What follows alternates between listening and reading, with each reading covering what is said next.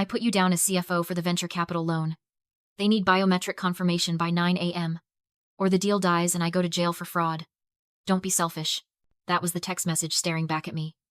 No hello, no request. Just a notification from my sister Beatrice that she had committed identity theft and demanded I become her accomplice before breakfast. Before I tell you what happens when you corner a forensic auditor with a threat like that, drop a comment and let me know where you're listening from and what time it is for you right now. I want to see how far this story travels. I didn't reply.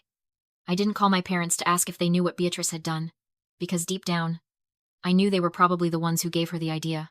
Instead, I sat in the dark of my minimalist Manhattan apartment, the city lights casting long, jagged shadows across the floor.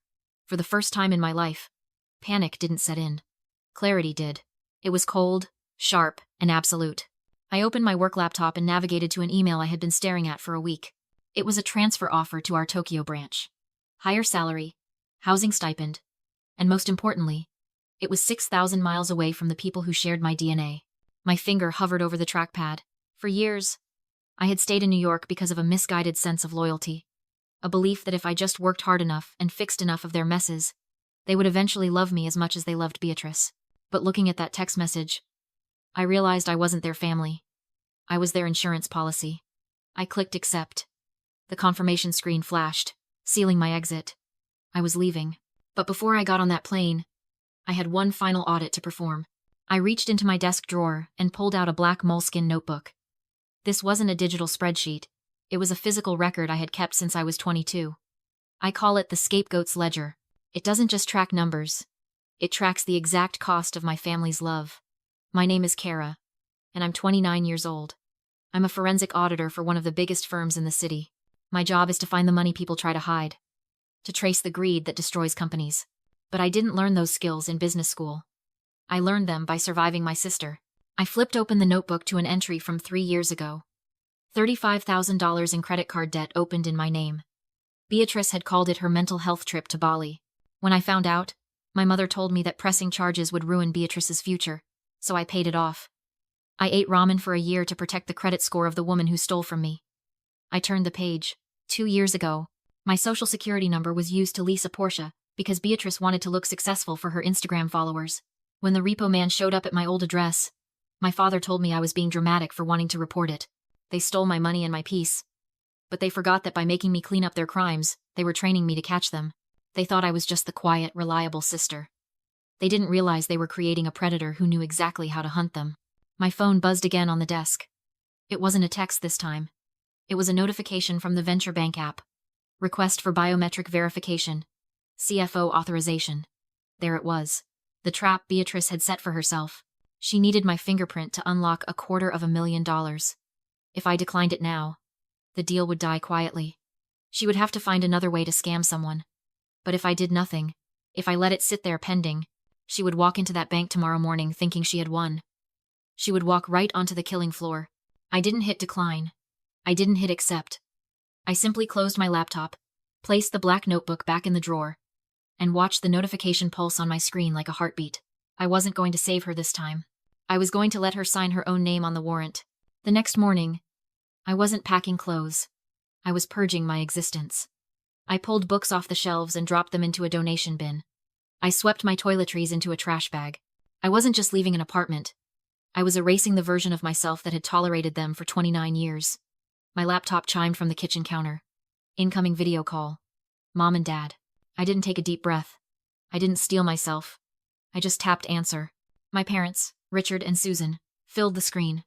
They were sitting at their kitchen table, the one where I used to do my homework while they helped Beatrice rehearse for talent shows she never won. They didn't look worried about the potential fraud charges. They looked annoyed. Like I was a waitress who had messed up their order. We saw you read Beatrice's text, my father said, his voice tight. Why is the verification still pending? The meeting is in an hour. She used an AI deepfake to steal my voice, I said, my tone flat. She impersonated a licensed auditor to secure $250,000 in debt. Do you have any idea how illegal that is? My mother waved her hand dismissively, as if swatting away a fly. Oh, stop being so dramatic, Kara. It's called creative marketing. Beatrice is an innovator. She used available assets to show investors the potential of the family brand. That's what entrepreneurs do. I stared at them. Innovator. Family brand. They weren't horrified that their golden child had committed a felony. They were proud of her for figuring out a shortcut. She committed fraud, I said. And if I sign that verification, I'm committing it too. You owe her this. My father snapped. He leaned into the camera, his face filling the frame. You left us, Kara. You ran off to play big shot banker in Manhattan while your sister stayed home and actually tried to build something for this family. You abandoned us. This money? This is your tax for leaving. There it was.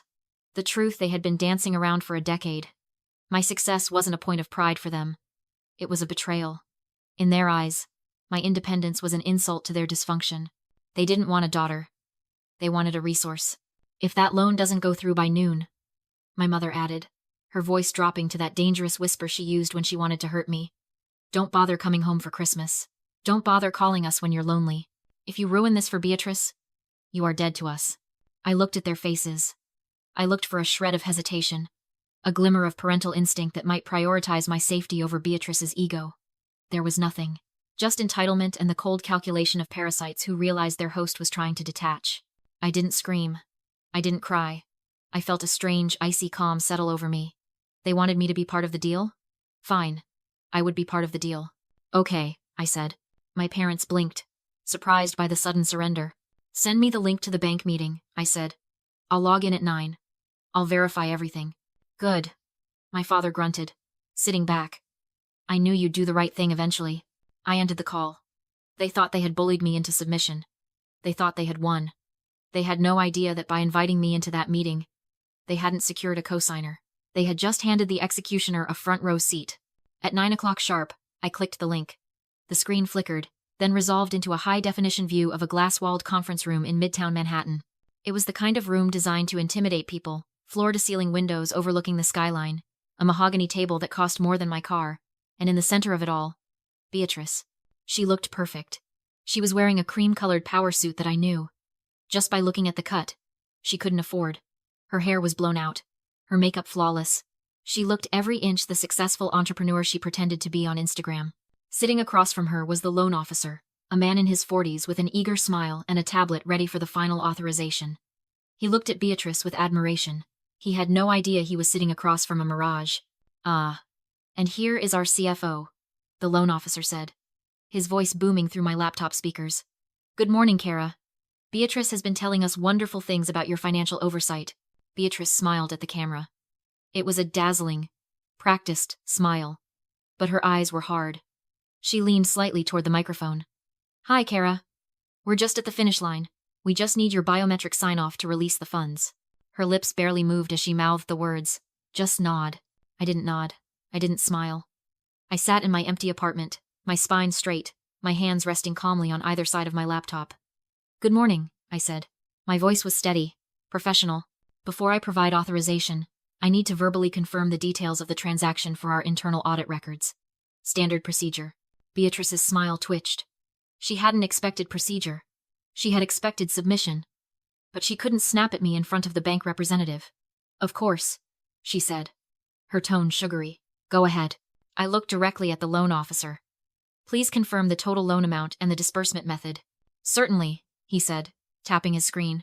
It is a venture debt injection of $250,000 to be disbursed immediately via wire transfer to the operating account of the Beatrice Collective, LLC.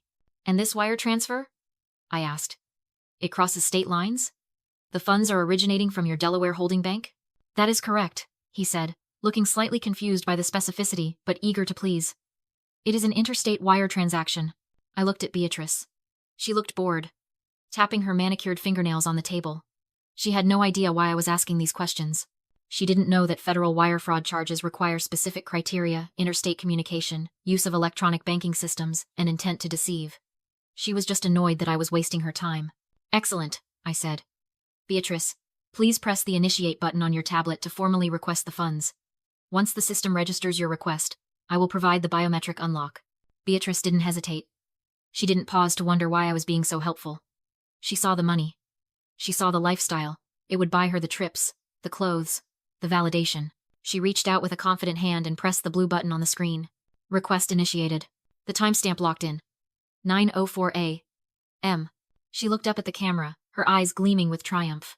She thought she had just secured $250,000. She didn't realize she had just created the digital fingerprint that would end her life. She thought she was launching an empire. She was launching an indictment.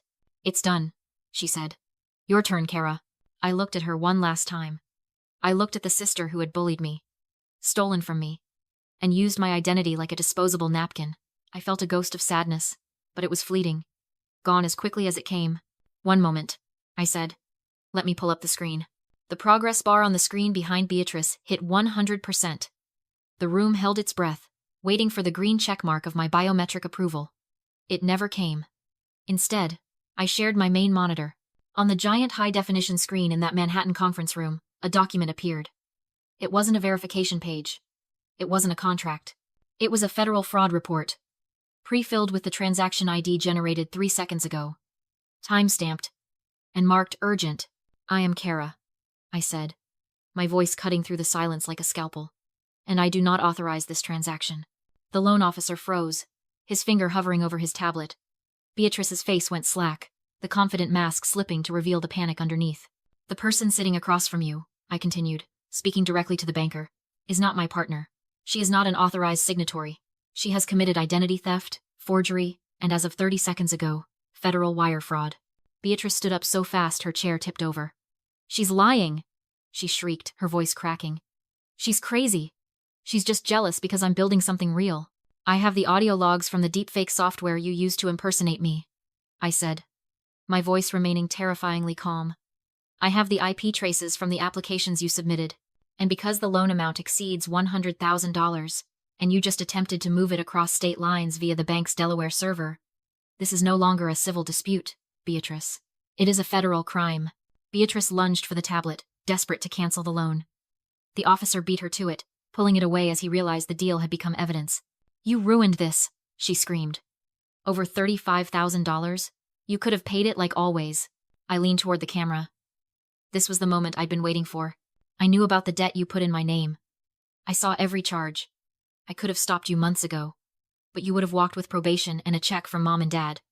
I wanted prison, so I let you go bigger. I waited for wire fraud. Her face drained. She finally understood. "I didn't ruin you," I said. "You upgraded your crime. I just watched." Agents appeared behind her. FBI jackets unmistakable. The cuffs clicked, and she shrieked that I was framing her while my parents screamed my name from a corner screen. I ended the call and exhaled for the first time in years. I packed my suitcase for Tokyo, ready to be free until my bank app flashed. Account frozen. My company suspended me. Beatrice had filed an emergency injunction claiming I was the thief, just in case her scheme collapsed. I was grounded in a hallway with no money, no ticket, and no family. So I called the FBI agent I'd pre-briefed. "Send the meeting video to the judge," I said. She committed perjury to get that order. 40 minutes later. Account unlocked. Suspension reversed. I left for JFK and didn't look back. 3 weeks after, in a ramen shop in Tokyo, I saw the court notice. Beatrice's bail hearing. I didn't open it. I swiped it away. Freedom tasted like rain, neon, and finally paying with a card that held only my name.